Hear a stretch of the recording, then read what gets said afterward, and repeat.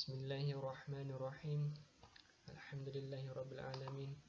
Wassalatu wassalamu ala asyrafil anbiya'i wal mursalin wa ala alihi washabihi ajma'in.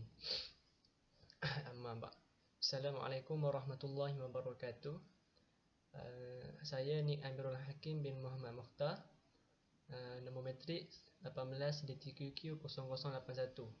Okey, pada video kali ini saya akan mengupas dan menjelaskan sedikit tentang salah satu tajuk yang terdapat di dalam silibus pengantar ilmu hadis, iaitu Sunan Abu Dawud. Okey, kita pergi ke seterusnya. Biografi ataupun biodata lah Imam Abu Dawud. Nama sebenar Imam Abu Dawud ni ialah Sulaiman bin Al-Ash'ath bin Ishaq bin Bashir Al-Azdi Al-Sijistani. Itu nama penuh dia, nama panjang dia. Dan beliau ni digelar Abu Dawud lah, ataupun Imam Abu Dawud lah, oleh para ulama yang lain. Beliau dilahirkan pada tahun 202 Hijrah. 202 Hijrah bersamaan dengan 817 Masihi di Sijistan. Al-Sijistani tu gelaran dia tu, tempat dia lahir tu. Beliau ni memiliki sifat dan perwatakan yang terpuji, mulia dan hormati orang ramai. Beliau juga ni suka mengembara, betul? Suka mengembara untuk mencari ilmu, belajar ilmu lah, menimba ilmu. Contoh tempat dia biasa pergi, Mekah, Iraq dan lain-lain lagi lah. Banyak tempat dia mengembara untuk mencari ilmu. Semangatnya Imam Abu Dawud ini nak belajar, cari ilmu. Dan beliau meninggal dunia pada hari Jumaat bersamaan 16 Syawal pada tahun 275 Hijrah bersamaan 845 Masihi, ketika beliau berumur 73 tahun. Okey, seterusnya pendidikan Imam Abu Dawud. Imam Abu Dawud ni dia ada kelebihan, di mana dia mempunyai daya ingatan ataupun daya hafazan dia yang cukup kuat, yang hebat. Sampai beliau menerima gelaran, contoh macam Al-Hafiz, Al-Azim dan Al-Faqih daripada ulama-ulama seluruh dunia bagi gelaran dekat beliau. Beliau ni sebelum bergelar imam yang besar atau ulama yang hebat, beliau memulakan pengajian beliau ataupun pembelajaran beliau lah di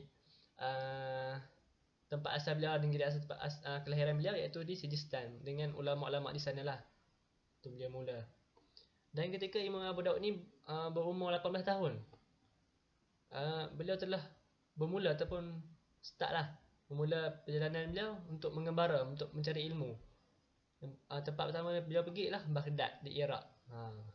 Beliau mula di sini. Antara imam-imam besar menjadi guru ataupun guru beliau lah, ketika banyak tempat yang beliau pergi mengabar mencari ilmu tu, antaranya ialah Imam Ahmad bin Hanbal, Imam Muslim bin Ibrahim dan lain-lain lagi lah. Banyak lagi guru-guru beliau. Beliau ni mahir dan dalam membezakan kedudukan hadis dan mengetahui kelemahannya. Dia boleh tahu kedudukan hadis ni daif ke, hasan ke, sahih ke. Dan dia mahir dalam selek belok matan dan sanad hadis. Masya Allah, hebat. Sanad hadis panjang pun beliau boleh tahu selek belok dia.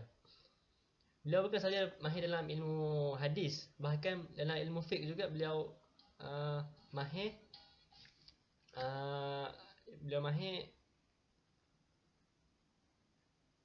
Ilmu fiqh beliau mahir. Bukan salah satu ilmu fiqh yang beliau mahir,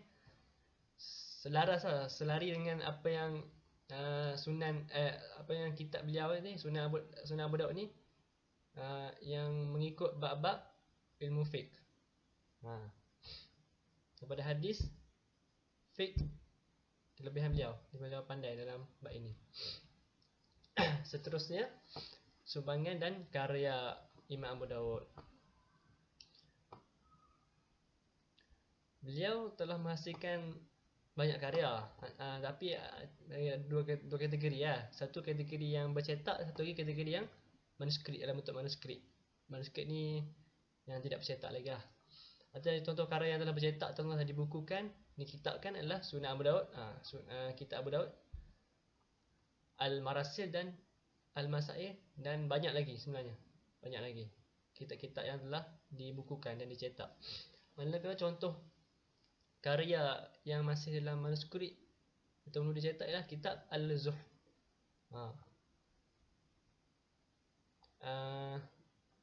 Kitab ataupun Sunan Abu Daud ini adalah kitab yang ketiga selepas kitab yang besar iaitu Sahih Bukhari dan Sahih Muslim, yang menjadi rujukan ataupun panduan untuk majoriti masyarakat dan para ulama pada masa sekarang lah. Dan kitab Sunan Abu Daud ini tergolong dalam kutub sittah, dalam kitab-kitab yang masyhur. Seterusnya, pujian terhadap kitab Sunan Abu Daud. Menurut Al-Khattabi, tiada yang standing dengan Sunan Abu Daud dalam permasalahan agama, kerana kitab ini telah diterima oleh seluruh umat Islam di dunia ini. Satu dunia menggunakan kitab yang telah dihasilkan oleh beliau. Manakala Imam Al-Ghazali, imam yang besar, imam yang masyhur, mengatakan juga dengan mana kitab ini sahaja sudah memadai untuk seorang mujtahid itu untuk mengeluarkan hukum. Hebat kitab beliau, sampai Imam Al-Ghazali pun memberi pujian dan pandangan positif tentang kitab beliau. Dan menurut Imam Abu Sulaiman Al-Khattabi berkata dalam kitabnya Ma'alim As-Sunan, ketahuilah bahawa kitab Sunan Abu Daud merupakan kitab yang mulia. Tidak ada seorang pun yang pernah menulis buku sepertinya. Beliau merupakan pakar fiqh di antara para fuqaha, banyak menimba ilmu di Iraq, Mesir dan Maghribi. Tu banyak imam yang telah memuji dan mengulas baiklah tentang kitab beliau ni, Sunan Abu Daud ini. Okey, kita tengok contoh hadis dalam Sunan Abu Daud ini. Dari Ubay bin Ka'ab radhiyallahu anhu, Nabi SAW bersabda, "Hai Abu Munzir, ayat apakah yang paling agung dari kitabullah menurut engkau?" Ubay menjawab, "Allah dan Rasulnya yang lebih mengetahui." Nabi SAW bersabda lagi, "Hai Abu Munzir, ayat apakah yang paling agung dari kitabullah menurut engkau?" Ubay menjawab, "Allahu la ilaha illa huwal hayyul qayyum," dalam surah Al-Baqarah. Ubay berkata, lalu Nabi SAW menepuk dada beliau dan bersabda, "Hai Abu Munzir, semoga ilmu tetap menyayangimu." Inilah antara contoh hadis yang terdapat di dalam Sunan Abu Daud ini. Hadis ke 1460. Yang ada rujukan sini. Okey. Setakat itu saja video saya pada kali ini. Assalamualaikum warahmatullahi wabarakatuh. Sekian, terima kasih.